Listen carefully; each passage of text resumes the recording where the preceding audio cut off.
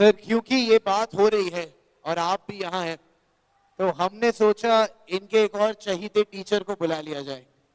आप इन्हें YouTube पे बहुत प्यार देते हैं और ये मैथमेटिक्स के गुरु हैं आपके, तो हमने सोचा कि राहुल सर आए हैं तो आपके एक और सर को बुला लेते हैं।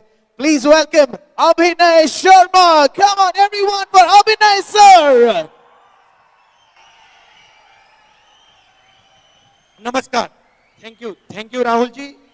आज लीडर ऑफ अपोजिशन और हम जैसे शिक्षकों को अगर पेपर लीक पे ऐसे इवेंट करने पड़ रहे हैं तो आप सोचिए पेपर लीक कितना बड़ा उद्योग है। और आप कहते हैं आवाज उठाना गलत है। आज मैंने बहुत हिम्मत की, जब मैं यहाँ आ रहा था तो तमाम टीचरों ने मुझे कहा कि आप लीडर ऑफ अपोजिशन के साथ देखेंगे। ये कैसा डर है? मैं इस डर को भी तोड़ने आया हूं कि हम सब मिलकर के अगर देश हित की बात होगी, पेपर लीक की बात होगी, तो हम ये आवाज उठाएंगे। और बगावत किसको करनी है? ये हक की लड़ाई है तुमसे और ये हम हक लेकर रहेंगे। आज आपने बात सिस्टम की क्या है सिस्टम? जो पेपर बना रहे हैं, जो पेपर पहुंचा रहे हैं, जिनकी निगरानी में पेपर हो रहा है और उसके बाद लीक हो जा रहा है, ये सभी तो सिस्टम है। और आप कह रहे हैं सिस्टम फेल हो गया। कहने का मतलब है कि तुम जिन लोगों को जिम्मेदारी दे रहे हो वो जिम्मेदारी ठीक से निभा नहीं रहे और तुम क्या कह देते हो? सिस्टम फेल हो गया। रेल अच्छी दौड़ रही है तो सरकार को श्रेय चाहिए। सब कुछ everything in this country is happening good in the नेतृत्व ऑफ प्रधानमंत्री। लेकिन जब प्रॉब्लम आ जाएगी सिस्टम जिम्मेदार है। तब सिस्टम क्यों? 22 लोगों ने आत्महत्या कर दी। क्या देश के प्रधानमंत्री, शिक्षा मंत्री की संवेदना नहीं थी? इस पे नहीं आनी चाहिए थी? ये दर्द देश के लोगों का नहीं है? इन कैमरों से पता चल रहा है कि कैमरा हर जगह पहुंच रहा है, पेपर लीक नहीं पकड़ पा रहे आप। यानी आप जहां चाहते हैं वहां आपका कैमरा पहुंच जाता है और जहां नहीं चाहते, अब आप कह रहे रीनीट करा तो लिया। ये तो वही बात हो गई, एक चोर 10 साल में 80 चोरी करता है। एक बार अपने उससे चोरी किया हुआ धन छीन लिया, बस काम खत्म हो गया। ये कैसा न्याय है साहब? एक इंसान को भूख सिर्फ रोटी की नहीं है, उसकी पूरी आगे आने वाली पीढ़ी इस पेपर लीक से प्रभावित होगी। मैं ये मानता था, राहुल जी आपके सामने कह रही हूं कि my PM is very visionary. ये कैसा विजन था कि हम नकली डॉक्टर बना रहे हैं, हम नकली इंजीनियर बना रहे हैं और फिर हम आगे आने वाले 10 साल पे इस पे चर्चा कर रहे होंगे फला पुट टूट गया। और ऐसा होना शुरू हो गया है। ये क्यों हो रहा है? क्योंकि हम पेपर लीक नहीं रोक पाए। आप बात बात पे कहते हैं कि ये नेशनल सिक्योरिटी पे खतरा है और जो बीएसएफ के एग्जाम में पेपर लीक से बंदा पहुंच रहा है, असली खतरा तो ये है नेशनल सिक्योरिटी पे। इस पे आपका ध्यान नहीं है क्योंकि आप इसे ठीक नहीं करना चाहते। बात मनसा की है। आप जब पेपर लीक की आवाज, कोई भी पेपर लीक की आवाज अगर युवा उठाता है तो सबसे पहले सरकार आके उसका बचाव करती है। नहीं, पेपर लीक नहीं हुआ। यानी आप पेपर लीक का नुकसान उठाएंगे, आप ही को साबित करना है कि पेपर लीक हुआ है कि नहीं। और सरकार नहीं मानेगी तो आपको कोर्ट जाना है और कोर्ट का न्याय तो आपको पता ही है कि कितना न्याय मिलेगा आपको। तो ये दर्द पे आवाज कौन उठाएगा?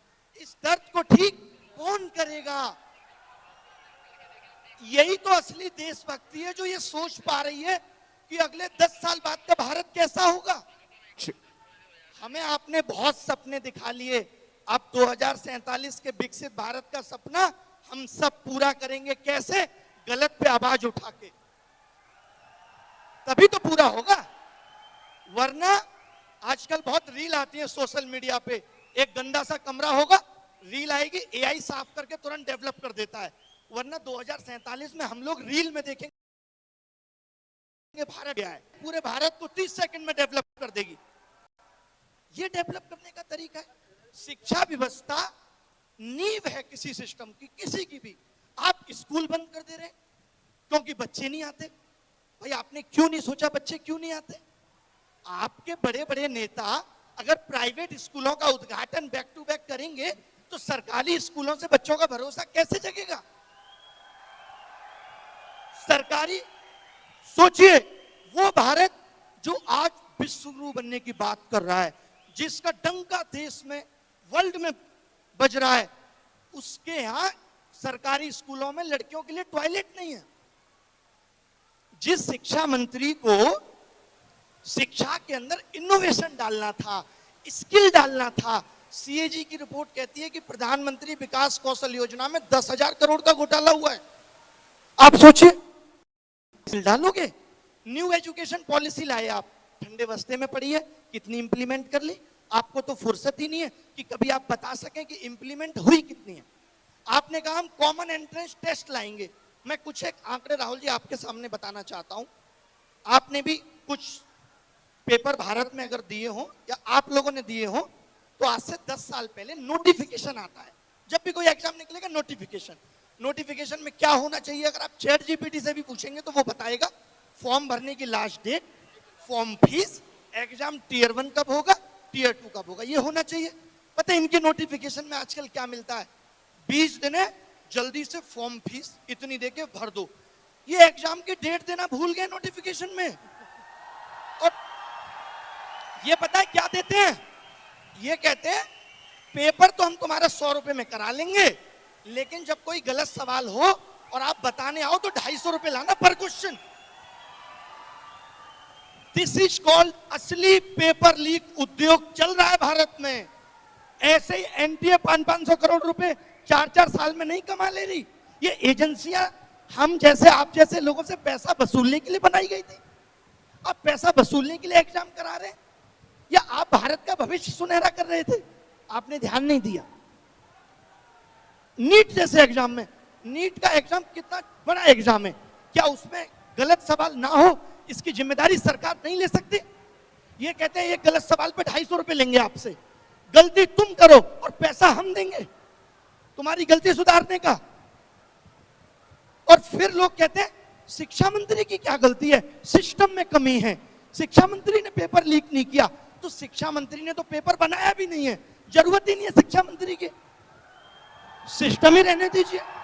क्यों बनाना है शिक्षा मंत्री? बनाना क्यों है? आप कुछ कहना चाहते हैं राहुल जी? आप कुछ कहना चाहते हैं? नहीं, आप काफी पैशनेट हैं इस चीज के बारे में। जो आप कह रहे हैं उससे मैं सहमत हूं। मैं कोचिंग बंद कर चुका हूं, 6 साल हो गए मुझे केवल और केवल इस पेपर लीक उद्योग, एजुकेशन सिस्टम और एग्जाम सिस्टम को सुधारना है।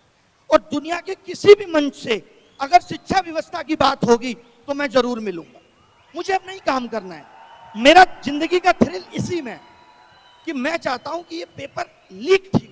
बट एक चीज पे तो कंसेंसस हो सकता है, पॉलिटिकल कंसेंसस हो सकता है। देखिए, राजनीति छोड़ दीजिए, बिल्कुल पॉलिटिकल कंसेंसस हो सकता है कि पेपर लीक को, एक छोटा सा स्टेप है, बट पेपर लीक को हमें खत्म कर देना चाहिए। First step.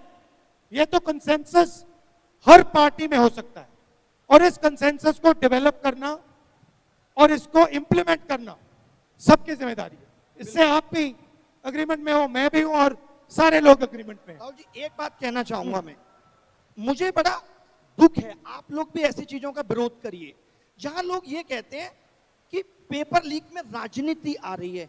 क्या पेपर लीक इस देश का राजनीतिक मुद्दा नहीं है? है ना भाई? तो क्या आप ये मानते हो कि पेपर लीक के लिए सत्ताधारी पार्टियां कभी आवाज उठाएंगी? नहीं। क्यों उठाएंगी? वो तो पैसा बना रही है इससे। तो पेपर लीक पे आवाज विपक्ष, हम जैसे शिक्षक ही उठाएंगे। तो कोई आपको कहता है कि पेपर लीक पे क्यों बोल रहे हैं? क्योंकि इनको देश की चिंता है, हमें देश की चिंता है। तो इससे मत डरिए। लोग कहते हैं मैं नहीं डरता इन बातों से, मैं आया हूं पेपर लीक पे बोलने। मेरा किसी पार्टी विचारधारा से कोई मतलब नहीं है। मेरी विचारधारा देश हित है और उसी के लिए काम करेंगे। Thank you Rahul. Thank you brother, nice to meet you, thank you very much.